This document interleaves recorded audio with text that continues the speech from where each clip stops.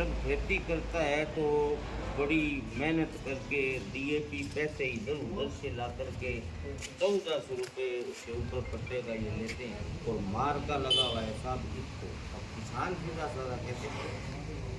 तो सबसे पहले हम पाट करके पानी लगा करके डीएपी बीजते हैं और वो डीएपी ये डीएपी बीजते हैं पत्थर ज़मीन में।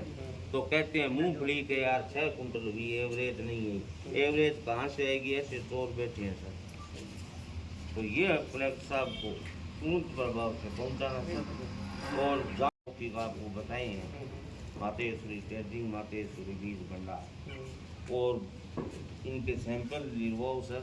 और कहीं भी थोड़ा सा आपकी तरफ से भी मॉनिटरिंग करके टीम बना करके 4000 कट्टे जाने का मतलब है सर कम से कम 500 किसान बर्बाद हो गए पीछे भी आते। तो इसकी जांच करो, सैंपल लेके उनको पकड़ो, ठीक रहता है। और अब पता नहीं कितने सालों से बना रहा है। अब सूत्रों से पता चला तो जाकर के टीम ने छापा मारा तो पकड़ा गया। ये सिर्फ कंकर रखता है जिप्सम का, उस पर पॉलिश केमिकल टाइप पॉलिश करता है। तो इसमें सर ये यहाँ एक मातेश्वरी ट्रेडिंग कंपनी है, एक मातेश्वरी बीज भंडार है, उसका जमाई है, ठीक है। तो हमें ये अंदेशा है हित के अंदर कार्रवाई होगी तो अच्छा मानेंगे, वरना इस बात को लेकर आंदोलन करना पड़ा तो करेंगे। लेकिन पल्लू क्षेत्र तहसील के तमाम साथियों से कहना चाहता हूँ, किसानों डीएपी खरीदो तो सावधान रहना। यहाँ नकली डीएपी की खेप आई है बहुत बड़ी, तो इसलिए पक्का बिल जरूर लेना। आप जीएसटी के चक्कर में कोई 1000-1500 रुपये के अंदर अपनी लाखों रुपए की फसल बर्बाद मत कर लेना। तब कहना चाहता हूँ आप सबका यहाँ आए हैं, सबका बड़ा धन्यवाद है।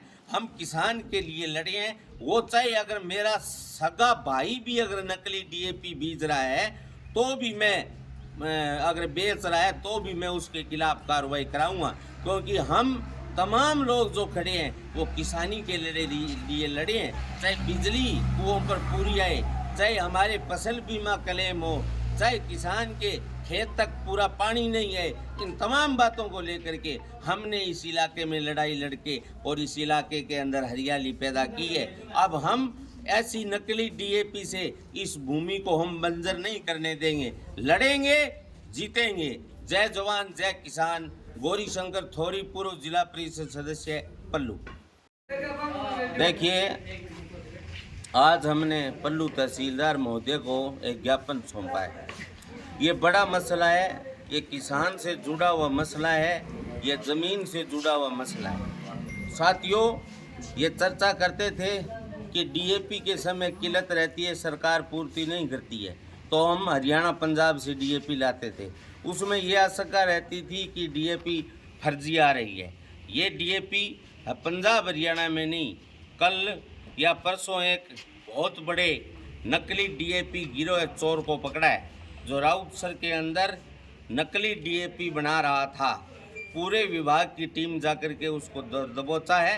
पूरी सामग्री सहित कच्ची सामग्री भी पकड़ी है किससे बनाता है, और बनाई भी पकड़ी है।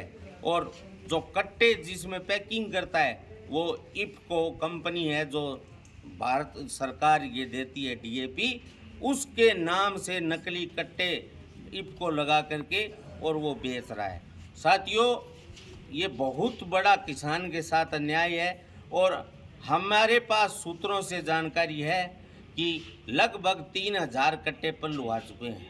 और साथियों, पल्लू के अंदर एक मातेश्वरी ट्रेडिंग कंपनी है, एक मातेश्वरी बीज भंडार है। उसका वो बिल्कुल नियर और डियर निजी रिश्तेदार बताया जा रहा है जो पकड़ा गया है। वो तो हो सकता है वो डीएपी छुपाने के लिए पल्लू के अंदर भी डीएपी आई है। मेरा तमाम किसान साथियों से कहना है कि साथियों, डीएपी खरीदते वक्त एक तो पूरे ध्यान रखते हुए, डीएपी की जानकारी लेते हुए और पक्का बिल लेने के बगैर एक कट्टा भी डीएपी नहीं खरीदनी है। साथियों, हम ज़मीन को जब जोतते हैं तो सबसे पहले पानी लगा करके हम उस ज़मीन में डीएपी बीजते हैं। उसके बाद कोई भी अनाज की हम फसल लेते हैं वो बीजते हैं। साथियों, हमने डीएपी बीजी है, वो तो प्योर पत्थर है।